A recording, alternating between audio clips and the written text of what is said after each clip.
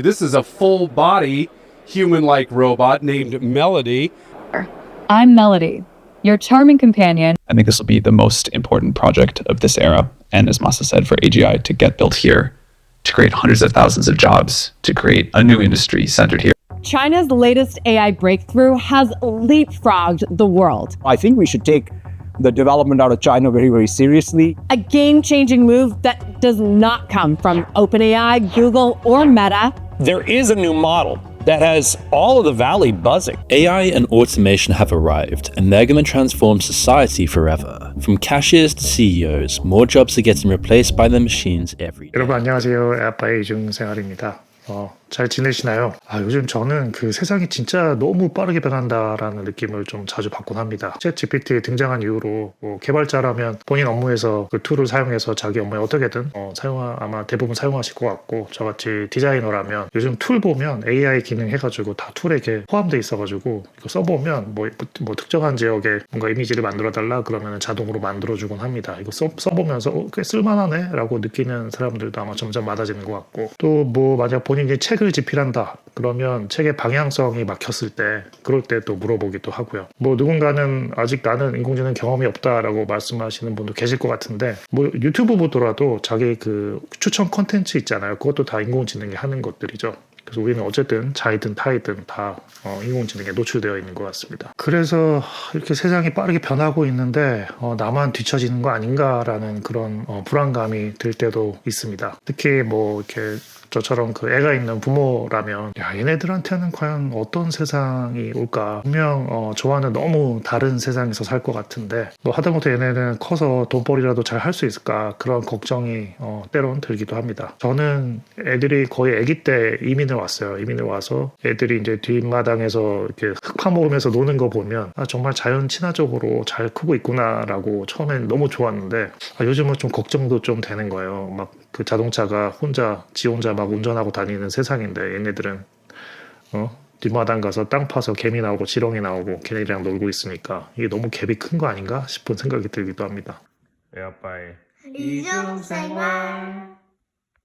요즘은 진짜 5년 앞을 내다보기 힘든 상황인 것 같습니다. 그런데 세상에 지구상의 가장 전문가들이 모여가지고 향후 5년을 어떻게 예측하는지 그런 얘기를 하는 그 포럼이 있어서 소개를 드리려고 이렇게 카메라를 켜봤습니다. 여기 보시면 그 월드 이코노믹 포럼이라는 사이트가 있는데요. 꽤 유명한 곳이랍니다. 스위스에 본부를 두고 비영리로 돌아가는 국제기구입니다. 글로벌 비즈니스 리더, 정치인, 학자, 기타 사회 각계 지도층들이 한자리에 모여서 세계가 직면한 어떤 경제적, 사회적 문제들을 얘기하고 논의하고 해결책을 찾는 그런 포럼이라고 합니다. 여기 이 사이트인데요. 직접 여기 들어오셔서 이런저런 얘기를 찾아보는 것도 꽤 재밌습니다. 우리가 이제 막연한 미래를 이렇게 상상하기보다 나보다는 좀 전문가들이 모여서 얘기하는 것들이니까 조금은 더 미래를 현실적으로 예측하는데 좀 도움을 주는 것 같습니다. 최근에 이제 트럼프도 여기 나와서 이런저런 얘기들 했잖아요. 요즘은 되게 이게 다 영어로 돼 있긴 한데 이게 요즘은 다 이게 한글 번역도 쉽게 되니까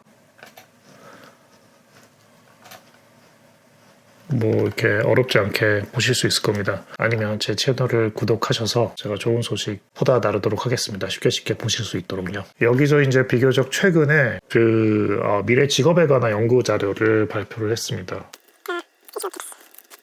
여기 지금 PDF가 있거든요. Future of Jobs Report 2025 이렇게 돼 있는데 다운받아 보시면 이게 PDF로 한 290페이지가 돼요. 그래서 좀 양이 많은데 내용이 뭐냐면 요즘 나오는 그런 AI나 로봇들, 그 AI, 로봇을 통한 그 자동화, 그런 요즘의 흐름들이 노동시장에 미칠 그런 영향을 분석을 해서 또 어떤 직업이 2023년까지 늘어날지, 점점 일자리가 주는 직업은 어떤 건지, 그리고 개인이나 직장인이라면 어떻게 대처해야 할지에 대한 내용들을 다루고 있어요. 근데 제가 가장 현실적으로 와닿은 부분은 역시 이 직업 부분이었는데요. 그러니까 어떤 직업이 뜨고 있는지 애들이 혹시 대학교나 진로를 결정해야 하는 자녀를 둔 부모가 있다면 좀 참고하셔도 좋을 것 같습니다. 파란색이 이제 숫자가 증가하는 거고 왼쪽으로 뻗는 이런 보라색은 이제 점점 줄어들 직업인 거죠. 이 중에서도 제가 이 그래프 일단 먼저 소개를 해볼게요. 그러니까 2030년까지 숫자가 늘어날, 그 비율이 늘어날 직업, 앞날이 좀 밝은 그런 직업군들이 되겠습니다. 사실 대부분 거의 다 인공지능 관련한 테크 쪽이긴 합니다. 빅데이터 전문가라고 하죠. 데이터 분석가. 얘네들이 뭐냐면 이들이 하는 일을 찾아보니까 온갖 어려운 말들이 많아가지고 이제 비전문가인 제가 이해한 수준으로 말씀드려 볼게요. 그러니까 빅데이터 말 그대로 이게 엄청나게 많은 정보를 말하는 거죠. 사람들이 인터넷에서 뭘 많이 검색했는지, 어떤 날에 어떤 물건을 샀는지, 예를 들어 이제 비 오는 날이 되니까 막걸리나 파전이 슈퍼에서 많이 팔리더라. 뭐 이런 데이터들이 있을 거 아니에요. 요즘은 인터넷으로 이제 물건도 사고 하니까 개개인마다 소비하는 패턴 등이나 그런 거 분석하는 일인 겁니다. 이런저런 여기저기 널브러져 있는 정보들을 보기 좋게 정리해서 판매 전략이나 회사에 또 도움이 되는 전략을 짜는 그런 일인 거죠. 이 중에서 이제 빅데이터 전문가는 이런 방대한 양의 정보를 모아서 데이터 분석가가 잘 분석할 수 있도록 그런 데이터 파이프라인을 구축하는 일인 거고, 데이터 분석가나 데이터 사이언티스트는 이런 정보들을 기반으로 의미 있는 트렌드를 뽑고 회사의 의사결정에 도움이 되는 제안을 하는 겁니다. 만약 내가 뭐 스타벅스에서 빅데이터 전문가나 데이터 분석가로 일을 하고 있다면 사람들이 월요일 아침마다 커피를 더 많이 사가는구나 라는 패턴을 발견했다고 친다면 나는 이제 보고 라인에 가서 월요일 아침에 커피 할인 이벤트를 진행하면 더 이익을 얻을 수 있겠다, 뭐 이런 보고서를 만들 수 있는 거죠. 요즘은 동네 구멍가게에서 물건을 사는 일이 거의 없고 인터넷으로 쇼핑을 한다든지, 또 어떤 동영상을 많이 찾아본다든지, 또 뭐 SNS에서 뭐가 인기인지 정말 엄청나게 많은 정보를 사람들이 만들어냅니다. 이런 정보의 홍수 속에서 의미 있는 패턴들을 이렇게 찾고 똑똑하게 분석을 해서 사람들이 더 나은 결정을 하도록 돕는 일인 겁니다. 국내뿐만 아니라 미국 대기업들에서도 이 빅데이터 전문가 일자리를 필요로 하고요. 이 포럼에서도 2030년까지 거의 120%, 그러니까 일자리가 2025년 현재보다 2배 이상 증가할 것이라 예측을 했습니다. 관련 학과는 이제 컴퓨터공학과나 정보통계학, 요즘에는 그 빅데이터 학과라고 해서 신설된 전공도 있습니다. 뭐 수학과나 산업공학과, 전자전기공학과 등에서도 이와 관련한 공부를 할 수 있다고 하네요. 두 번째는 이 핀테크 엔지니어입니다. 그 핀테크 많이 들어보셨나요? 이게 그 파이낸스랑 그 금융과 테크놀로지 그 기술을 합친 말입니다. 쉽게 말해서 이제 돈과 관련된 서비스를 컴퓨터 프로그램으로 만들고 운영하는 사람이라 말할 수 있습니다. 우리가 이제 카카오뱅크 앱을 통해서 다른 사람한테 송금을 한다거나, 뭐 쿠팡에서 물건을 살 때 결제를 한다거나, 또는 뭐 삼성증권 앱에서 주식을 사고 판다거나 할 때 이루어지는 모든 상황을 설계하고 개발하고 그런 걸 좀 더 편리하게 만드는 일이라고 할 수 있습니다. 이 역시 많은 대기업에서 필요로 하는 직종입니다. 국민은행, 신한은행 같은 은행들은 말할 것도 없고, 뭐 토스, 카카오페이 등의 결제나 송금해주는 회사, 또는 미래에셋증권, 뭐 한국투자증권 같은 증권회사들, 뱅크샐러드, 뭐 핀다, 고이드 등의 핀테크 관련 스타트업들, 또 삼성페이, 애플페이 같은 이런 IT 테크 기업들도 이제 금융 서비스 분야에 많이 뛰어들고 있어서 전망은 아주 밝다라고 할 수 있죠. 이 직업도 2025년 대비 2030년에 거의 2배의 일자리가 창출되는 것으로 예측을 하고 있습니다. 세 번째는 이 AI 머신러닝 스페셜리스트. 요즘 그 챗 GPT나 이런 AI 툴들을 직접 만드는 사람들인 거죠. 방대한 데이터를 모으고 그 속에서 규칙을 찾도록 프로그램을 만드는 일을 하는 사람들입니다. 사람이 일일이 지시하는 게 아니라 컴퓨터가 스스로 데이터를 보고 학습할 수 있는 프로그램을 만듭니다. 챗 GPT는 수많은 인공지능 툴의 하나일 뿐이고요. 병원에서 뭐 엑스레이나 MRI 그 사진을 보고 질병을 찾아내는 프로그램을 개발한다든지, 우리가 흔히 보는 유튜브에서 관련 동영상을 추천해 준다거나 하는 시스템을 만드는 일도 바로 이 머신러닝 스페셜리스트가 하는 일입니다. 국내 대기업뿐만 아니라 뭐 구글, 애플, 마이크로소프트, 아마존, 메타, 또 웬만한 대기업들에서는 다 필요로 하는 직종이고 연봉도 상당히 높다고 하네요. 전통적으로 역시도 컴퓨터공학과나 뭐 수학과, 통계학과, 또는 또 여러 대학에서 요즘은 인공지능학과, AI학과 등 이 머신러닝, 딥러닝을 집중적으로 배우는 학과들이 많이 생겼습니다. 네 번째는 이 소프트웨어나 앱 개발자.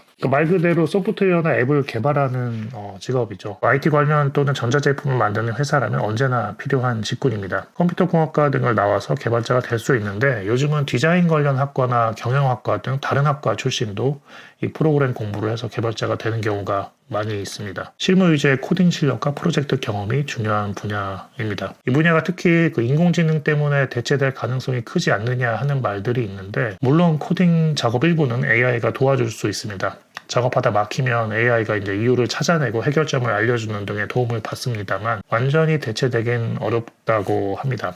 그 새로운 아이디어를 내고 복잡한 시스템을 설계하고 팀원들과 협의해서 프로젝트 전체를 이끄는 일은 여전히 사람이 해야 됩니다. 이 무엇을 어떻게 만들지를 결정하는 좀 창의적이고 논리적인 판단은 AI 혼자 하기 어렵다는 견해가 많습니다. AI를 통해서 더욱 빠르게 개발할 수 있고 그만큼 새로운 아이디어나 제품을 만들 기회가 많아지는 거기 때문에 이 부분의 개발자 수요는 더욱 늘어날 전망입니다.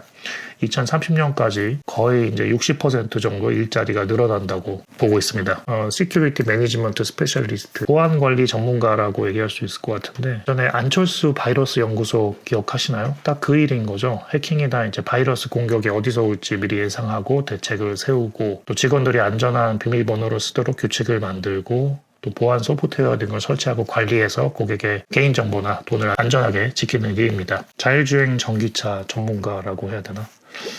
그 말 그대로 스스로 이제 움직이는 전기차가 잘 달리도록 만드는 일을 하는 사람이겠죠. 이 자율주행 관련 개발을 하는 사람들, 또 전기차 관련한 배터리, 모터, 충전 시스템 등을 제대로 작동하게 하는 개발자가 되겠습니다. 자동차에 달린 그 카메라나 센서가 주변 환경을 잘 볼 수 있도록 정보를 분석하는 소프트웨어 등을 만듭니다. 현재 테슬라에서 일하는 개발자들이 가장 업계 선두에 있지 않을까 싶습니다. 현대자동차, GM, BMW, 벤츠 등 전기차나 자율주행 기술을 개발하는 기업들로 진출할 수 있고, 구글 웨이모나 우버, 네이버 랩스, 카카오 모빌리티 등 이제 자율주행 기술을 연구하거나 서비스를 하려는 회사들, 또는 전기차용 배터리나 센서를 만드는 삼성 SDI, LG 에너지 솔루션, SK온 등에 취직할 수 있습니다. 이 직업도 2030년까지 50% 이상 일자리가 늘어날 것으로 보고 있네요. 다음은 UI, UX 디자이너. 그 앱이나 웹사이트 등에 보이는 그 버튼, 메뉴, 아이콘, 색상 등을 잘 설계해서 사용하는 사람이 헷갈리지 않고 쉽게 사용할 수 있도록 디자인하는 일을 합니다. 여러분이 핸드폰 쓸 때 예를 들어 누군가 통화를 하려면 최근 전화 목록 리스트 이렇게 가서 사람 이름을 터치해서 전화를 건다고 했을 때, 이럴 때 화면이 전환되고 전화를 거는 버튼이 어디에 배치가 되어 있고 하는 그런 모든 설계를 하는 직업입니다. 시각 디자인학과, 산업 디자인학과, 인터랙션 디자인, 디지털 미디어학과, 컴퓨터공학과, 인문, 심리학과 등에서 관련 공부를 할 수 있습니다. IT 관련한 기업들, 어떤 분야든 온라인이나 모바일 서비스를 운영하고 있는 회사라면 이 UI, UX 디자이너가 꼭 필요합니다. 게임 회사에서도 필요한데, 여러분이 게임을 할 때 조작하게 되는 화면들, 무기를 고르거나 마법약을 채우는 방법과 그래픽 등이 이 일에 해당될 수 있고요. LG, 삼성전자 등 가전제품 회사에서도 필요로 합니다. 세탁기를 조작한다고 했을 때 헹굼을 몇 번 할지 그런 조작하는 부분을 디자인하는 것도 이 일에 해당됩니다. 다음은 소형 트럭 운전기사나 택배기사. 이게 한국뿐만 아니라 전 세계적으로도 택배기사의 수요는 점점 늘고 있습니다. 전자상거래가 더욱 이제 보편화되면서 내 집 앞까지 물건을 빠르게 배달받기 원하는 수요는 늘고 있습니다. 자율주행 자동차나 배달 로봇 등이 개발되고 있지만, 이 배송 업무에는 물품을 분류하고 적재하고 또 최종 소비자에게 인계하는 생각보다 복잡한 과정이 있고, 가까운 시일 내에 운전기사가 완벽히 대체되기에는 이 기술이나 법규, 현장 환경 등 걸림돌이 많습니다. 물건을 전달한 후에 사인을 받는다거나 이 부재 시에 연락을 주고받는 등 인간적인 교류가 여전히 필요합니다. 2030년까지 50% 이상 시장이 커질 것으로 예상을 하고 있습니다. 사물 인터넷 전문가라고 해석할 수 있겠습니다. 쉽게 말하면 우리 에어컨 킬 때 리모컨 사용하잖아요. 이걸 핸드폰으로 할 수 있게 만드는 거죠. 그래서 집 밖에 있어도 미리 에어컨을 켜놓는다거나 집 안에 불을 미리 켜놓는다거나 그런 걸 할 수 있게 만들어주는 일입니다. 이런 게 좀 셋업이 되어 있어야 나중에 인공지능이 알아서 내 집안의 가구나 환경을 조절할 때도 좀 더 쉽게 할 수 있는 거겠죠. 이 역시도 컴퓨터공학과나 정보통신공학과, 전자공학과 등에서 관련 공부를 할 수 있습니다. KT, SKT 등 통신회사나 가전제품을 파는 회사들, IT 기업, 또 산업자동화에 이제 힘쓰고 있는 현대나 두산중공업 등 갈 수 있는 곳이 역시 많이 있습니다. 재생에너지 엔지니어죠. 태양광, 풍력, 지열, 바이오 에너지 등 친환경 자원을 이용해서 전기를 생산하고 효율적으로 운영하기 위한 기술적인 부분을 담당합니다. 예를 들어 태양광 패널을 어느 각도로 몇 장을 설치해야 효율이 좋은지, 풍력 터빈을 어디에다 설치해야 될지, 크기는 얼마나 해야 되는지 그런 걸 계산하고 하는 일인 거죠. 인공지능 하나 돌리는데도 엄청난 데이터베이스가 필요하고, 이를 돌리기 위해서는 또 어마어마한 에너지가 필요하다고 합니다. 미래에도 여전히 중요한 역할을 하는 일인 전공적인 거죠. 에너지공학과, 전기공학과, 기계공학, 화학공학, 화학공학과에서 공부할 수 있고 한전 같은 국내 대형 발전회사 또는 발전소를 건설하고 운영하는 삼성물산, 현대건설, 두산중공업, SK, 에코플랜트 등에서 일을 할 수 있고 에너지 기술 평가원 등 정보기관에서도 일자리가 있습니다. 전반적으로 엔지니어, 이 공학도 출신들의 할 일이 제일 크게 늘어나는 것으로 보입니다. 자, 밑으로 가서 2030년까지 일자리가 가장 크게 줄어들게 될 직업에는 어떤 것이 있는지도 같이 한번 보겠습니다. 가장 상단에 있는 것을 보면 이게 우체국 직원이 가장 숫자가 줄어질 직업으로 이렇게 나와 있습니다. 30% 이상 일자리가 줄어들 것으로 예상을 하는데요. 한국은 어떤지 모르겠지만 미국에서는 여전히 우편으로 행정 업무를 처리하는 경우가 많습니다. 예를 들어 전기세 고지서가 날라오면 체크 있잖아요. 체크를 써서 봉투에 담을 수 있게 꼭 빈 봉투를 함께 보내줍니다. 이 빈 봉투에다가 체크를 써서 집 앞에 내 우편함에 넣어 놓으면 우체국 직원이 그걸 수거해 갑니다. 이제 편지 붙이러 멀리 갈 필요도 없으니까 좀 편리한 시스템이긴 합니다. 물론 이제는 온라인으로 자동이체로 처리하는 경우가 더 많을 거라 생각은 들지만 그래도 여전히 우편으로 업무를 처리하는 옵션은 늘 미국에서는 주어집니다. 이마저도 이제 점점 자동화되고 온라인으로 처리하는 경우가 이제 많아지다 보니까 아마도 이 우체국 직원 수는 점점 줄게 되나 봅니다. 그 다음으로는 은행에서 일하는 이 뱅크 텔러들이 30% 정도 숫자가 준다고 나오네요. 아마도 비슷한 이유겠죠. 다음으로 데이터 입력 사무원들이 있고요. 이 역시 자동으로 이제 데이터 처리가 되는 세상이니 그 직업이 줄어드는 것일 테고요. 계산해 주시는 분들, 또 티켓 판매자, 셀프 계산대가 점점 늘고 있고 특히나 요즘은 집에서 장 보면 신속하게 이제 배달해 주는 세상이니까 충분히 줄어든다는 거 예측할 수 있는 직업인 것 같습니다. 행정보조원, 임원 비서 또 그 수가 준다고 나와 있고요. 회사 측에서도 사실 비용 절감을 위해서 자동화할 수 있는 직업부터 이제 줄어들게 되는 거겠죠. 인쇄 및 관련 종사자, 회계, 급여 사무원, 재고 기록 관리 사무원, 이건 교통 서비스 직업 및 승무원, 이건 이제 방문 판매자 같은 사람들을 말하는 것 같고요. 그래픽 디자이너, 이게 참 안타까운 일인데 저도 디자이너라. 대신에 앞에 말씀드린 이 UI UX도 디자이너의 한 분야니까 이건 늘어난다는 건 반가운 뉴스인 것 같습니다. 그다음에 보험 청구 조정하는 사람, 심사관, 조사관, 이게 법률 관련 공무원들이고요. 이거는 법률 관련 비서들인 거고 얘는 텔레마케터들인 거죠. 여기에 그 직장인이라면 어떻게 앞으로 대처를 해야 되나 하는 내용도 나옵니다. AI를 경쟁 상대로 생각하지 말고 적극 활용을 해서 자신의 역량을 높이는 어떤 협업자로 삼아야 한다는 거, 또 자신이 일하는 분야에서 그 본인의 어떤 직무 역량을 항상 최신화 시켜놔야 된다는 거. 부족하거나 좀 불안한 부분이 있으면 회사 내 어떤 트레이닝이나 그런 배울 수 있는 경로 등을 이제 적극 활용해서 역량을 계속 쌓아 나가야 된다는 그런 점들을 강조를 합니다. 여기 보면 이제 백조가 물밑에서 발길질을 엄청 하듯이 사실 우리 모두는 겉으로는 다들 여유로운 척 하지만 다들 혼자 있을 때는 이거 챗 GPT 어떻게 쓰는 거지? 내 분야에서는 어떻게 써먹을 수 있는 거지? 다들 그런 고민들을 하고 있을 겁니다. 저도 마찬가지고요. 아무튼 다들 건승하시길 바라겠습니다. 오늘 영상은 여기까지입니다. 끝까지 시청해 주셔서 고맙습니다. 안녕히 계세요.